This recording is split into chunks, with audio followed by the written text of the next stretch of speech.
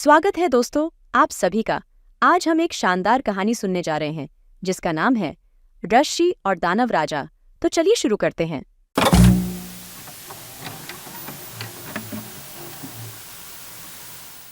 हिंदू पौराणिक कथाओं की जीवंत कथा में नारद नाम के एक श्रद्धेय ऋषि रहते थे जो अपनी बुद्धि, करुणा और सभी प्राणियों के प्रति प्रेम के लिए जाने जाते थे।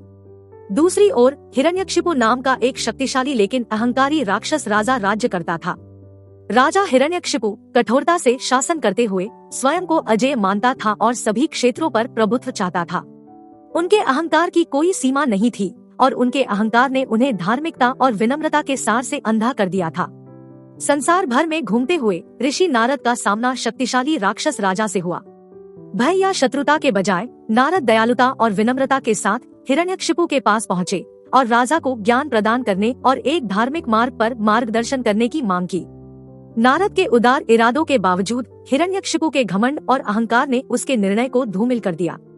उन्होंने ऋषि की सलाह का उपहास उड़ाया और इसे एक कमजोर दिमाग वाले साधु के शब्दों के रूप में खारिज कर दिया।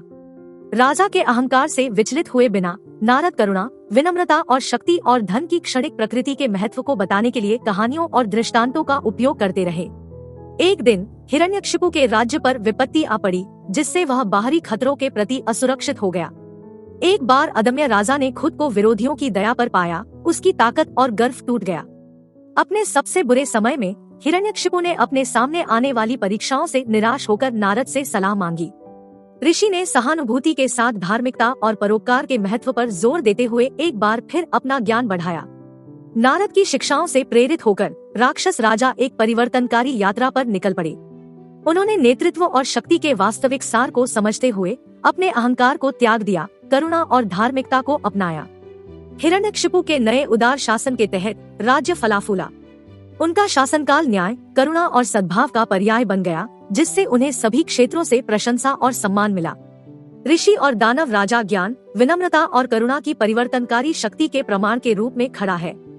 यह हमें सिखाता है कि ज्ञान की रोशनी छूने और विनम्रता और धार्मिकता द्वारा निर्देशित होने पर सबसे शक्तिशाली दिल भी बदल सकते हैं। कहानी को सुनने के लिए धन्यवाद। अगर आप ऐसे ही और वीडियो चाहते हैं तो लाइक, शेयर एंड सब्सक्राइब करें।